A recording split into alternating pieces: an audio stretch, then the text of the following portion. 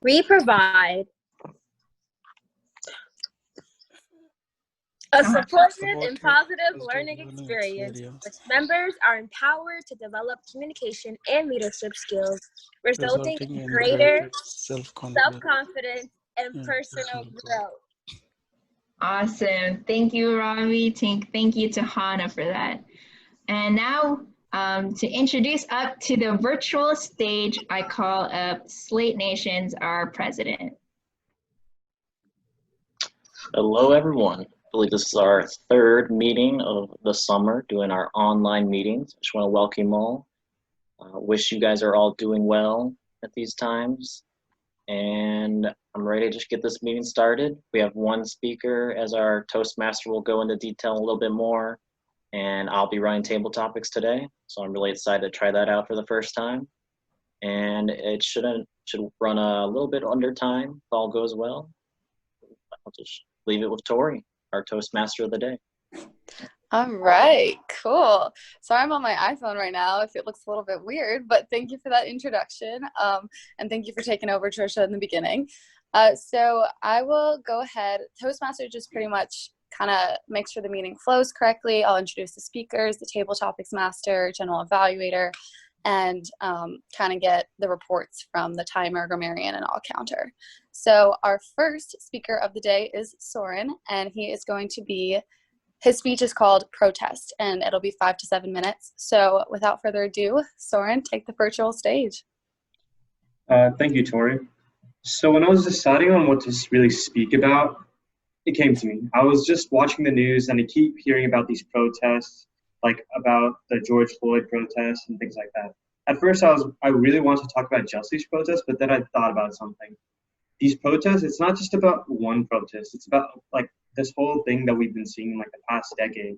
This whole past decade, like the 2010s, has been a whole decade of protests. We just never realized it because it was like in the back of our heads or like on TV screens. You just never realized. For example, in the Middle East, we saw Arab Spring happening. Many dictatorships were overthrown. In China, we saw Hong Kong movement and trying to get democracy. We've seen many people, many minority groups, many people struggling for freedom, voicing their, giving out their voices and wanting to be heard in this new world. And I really credit the internet and various other social networking sites for really allowing people to congregate and to demonstrate for any cause that they wish to go forth with. So I just wanted to illustrate, for example, there's the Black Lives Matter movement. It started due to police brutality and wanting to highlight that and try to improve conditions for African Americans and repair the relationship between African Americans and the police departments. That was one movement that was started because of this. Another movement that we see is the rise of populism, for example. During the 2014, 2016, we saw the whole Trump movement. Even though it is a different type of protest, it ultimately ties together as in people are discontent with their government. They want change. Whether that change comes liberally, conservatively, people are getting tired of the status quo and what they demand or what they want. It doesn't matter how well you agree with, for example, President Trump's politics, all of this stuff. I would have to agree that he really brought out certain people for his own cause, as did President Obama when he became elected as the first African-American president. We really see more people coming out to vote, becoming more involved in politics than we ever would. When you search up on Wikipedia the biggest protest that ever occurred in the United States, you'd be surprised that the biggest protest ever occurred in 2017, the 2017 Women's March that happened in Washington. I would say about 4 to 5 million people participated, making it the largest protest in United States history. But most people don't even talk about it or acknowledge. For us, during that time, we were probably worried about tests or like, what are we going to eat for lunch?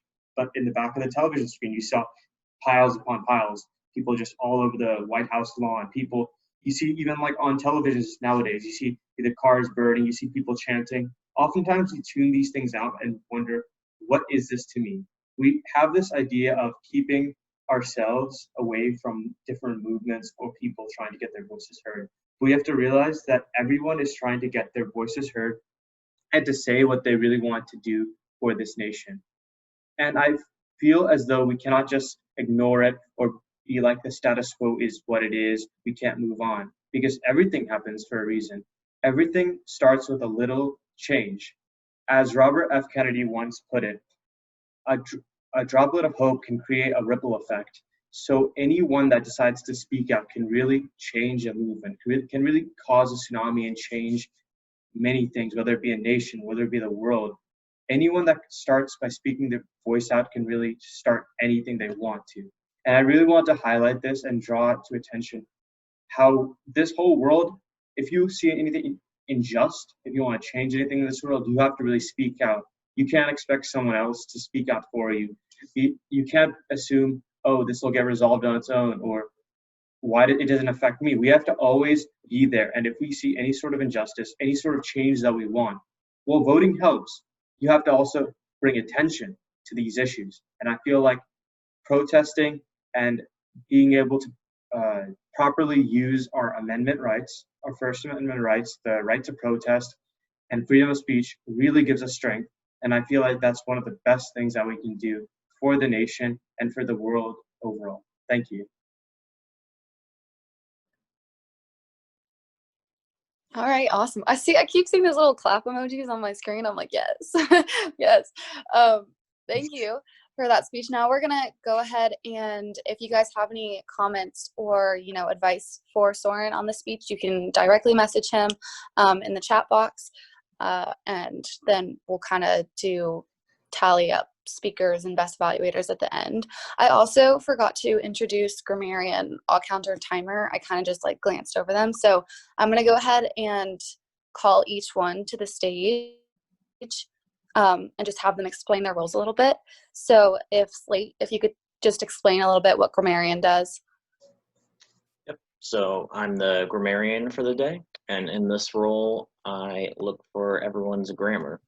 And that just involves seeing if you have run-on sentences, improper phrases of any sort, and really just any highlights of improper grammar. Or I also look for excellent grammar, and if you used the word of the day, which today is energize, which normally the grammarian picks a new one. I think we've had this one before, exactly like a year ago. But whenever we use the word of the day, work it into our table topics session, which I'll lead into in just a little bit.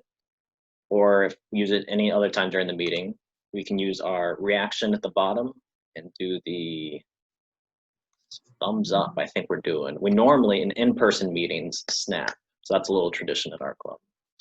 And that's my role. Thank you, Tori. Perfect. Thank you, Slate. So the next reports, or I guess role, is All Counter. So Soren, if you could kind of explain a little bit what All Counter does. So since I'm the All Counter, I basically look out for any sort of unexpected pauses or filler words. For example, like things like that. Anything used in repetition, I really note that down and let you know if you're speaking clearly or speaking with verbose. Thank you. Perfect. Thank you. So next one is Timer. Last but not least, Timer, and that is Trisha. Good afternoon, everyone. As today's timer, I will be keeping track of time as their title suggests. So for speeches, 5 to 7 minutes. For table topics, which is our next section, will be 1 to 2 minute responses. And finally, for evaluations, 2 to 3 minutes. We also have grace periods of between 15 to 30 seconds over and under those time periods. So for example, I'll use our table topics as an example. We encourage you to hit the 1 minute mark. You can go up to 2 minutes, 2:30 at the very, very latest. And as the time will be keeping up, I will be typing in the chat when you reach your minimum mark, when you reach your halfway point of between your two time periods. So for example, the 1 to 2 minutes, 1:30 would be the middle of that. And I will be also putting at the final mark 2 minutes. Thank you.